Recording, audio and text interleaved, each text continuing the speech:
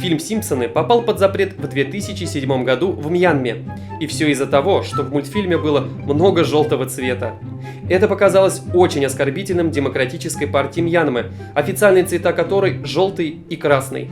Видимо, «Симпсоны» не такие милые, как «Миньоны». Это топ-10 самых скандальных и запрещенных к прокату фильмов.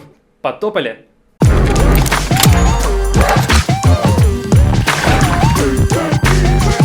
Открывает наш топ один из основоположников жанра слэшер – «Техасская резня бензопилой». Фильм основан на истории реального маньяка Эда Гейна, который любил шить себе одежду из человеческой кожи. Режиссер Тоуб Хупер воплотил на экране настоящее человеческое зло, реалистичные убийства, каннибализм и, конечно же, образ знаменитого маньяка с кожаным лицом и бензопилой в руках.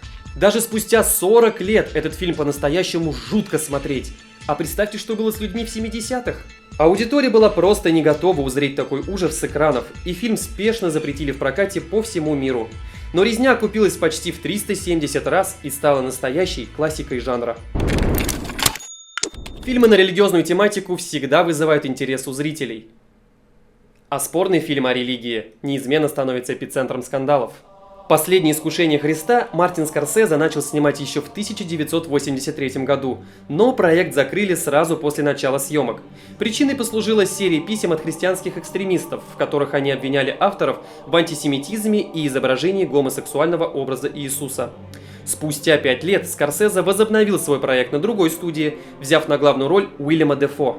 Религиозные фанатики по всему миру атаковали кинотеатры, и фильм, конечно же, провалился в прокате, но был тепло встречен международными кинокритиками. Еще один фильм на религиозную тематику был очень негативно встречен кинокритиками, но это не помешало собрать Коду да Винчи целую кучу бабла. Скучноватая экранизация самого известного романа Дэна Брауна подверглась резкой критике со стороны самого Ватикана. Идея фильма о потомках Христа, по мнению ватиканских представителей, глубоко оскорбляет чувства верующих и унижает Библию. Но на все эти протесты и запреты очень смешно смотреть, если учесть, что только в католических Испании и Италии фильм посмотрело в кинотеатрах больше 10 миллионов человек. Седьмое место нашего топа занимает фильм «Уродцы». В этом фильме главные роли сыграли люди с реальными физическими дефектами. И несмотря на то, что картина была пропитана высокими моральными ценностями о равенстве людей, современники оказались не готовы к такой скандальной откровенности, и фильму фактически объявили бойкот. С тех пор карьера режиссера Тодда Браунинга пошла на спад, но фильм со временем единогласно признали художественной классикой. И вполне себе справедливо, фильм абсолютно не вызывает никаких негативных эмоций, поэтому рекомендуем к просмотру. «Изгоняющий дьявола» – один из самых противоречивых и скандальных фильмов ужасов всех времен. Зрители единогласно признали его самым страшным за всю историю, обвинив при этом режиссера Уильяма Фридкина в излишнем натурализме. Прокат «Экзорциста» сопровождался обмороками зрителей, массовой истерией и беспорядками. Люди звонили в лечебницы и религиозные центры с просьбой изгнать из них демона. А священники утверждали, что в ленту вселился сам дьявол. Фильм действительно считают проклятым. Во время съемок умерло аж 9 человек, так или иначе причастных к производству. А в один из съемочных дней сгорели все декорации. Скандальности также добавляют и спорные эпизоды картины, вроде знаменитой сцены с самоудовлетворением при помощи распятия. Но несмотря на все вышесказанное, «Экзорцист» получил 10 номинаций на «Оскар», стал самым кассовым хоррором всех времен и навсегда вошел в классику фильмов ужасов. Цензуре подвержены не только фильмы ужасов, но и комедии. Сета Рогена и Джеймса Франко многие любят за их чувство юмора. Но в 2014 году их юмор обидел чувства лидера КНДР. Фильм «Интервью» об убийстве Ким Чен Ына возмутил корейское правительство и запустил череду скандалов. Северная Корея обвинила американцев в терроризме и пообещала применить меры, если фильм выйдет в прокат. Но США, конечно, их проигнорировали, а мистер Барак Обама дал личное благословение на просмотр фильма. Спустя время сервера компании Sony были хакнуты, а в сети появились угрозы нападений террористов. Кинотеатры были просто вынуждены бойкотировать фильм. В результате «Интервью» очень мало собрал в прокате, но стал самым успешным цифровым релизом компании Sony.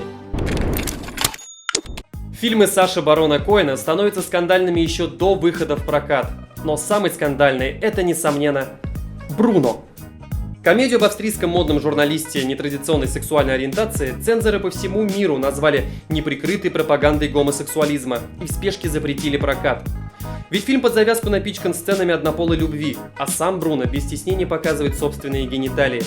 Помимо этого, лента изобилует шутками про расизм, а также задевает арабов, христиан, евреев.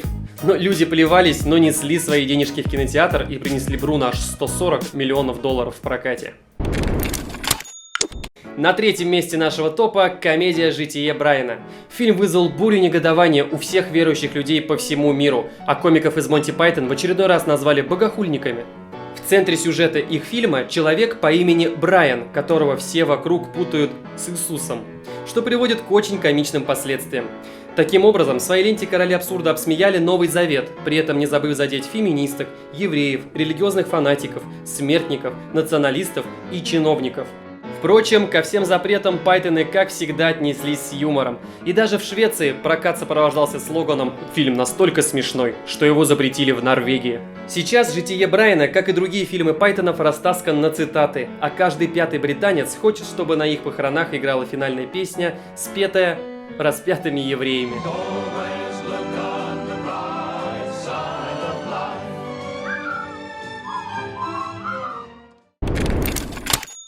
Фильм «Последнее танго в Париже» прославился многочисленными сексуальными сценами и в первую очередь эпизодом с пикантным использованием сливочного масла.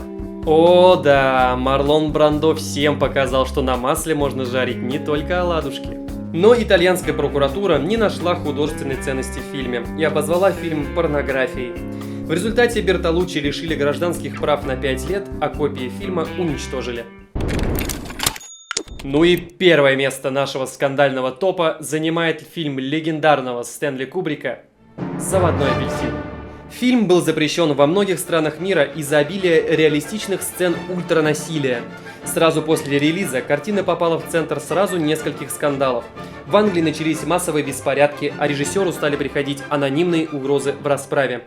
Фильмом заинтересовалась прокуратура, и Стэнли Кубрику пришлось остановить британский прокат ленты.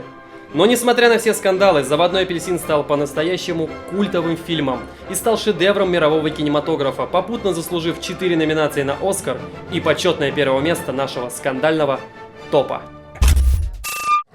В прокат выходит фильм «Ультраамериканцы», который вполне могут запретить в России из-за сцен курения марихуаны. Ну а если ты хочешь увидеть топ-10 фильмов о травке, обязательно подписывайся на наш канал. А на сегодня у меня все. Пока!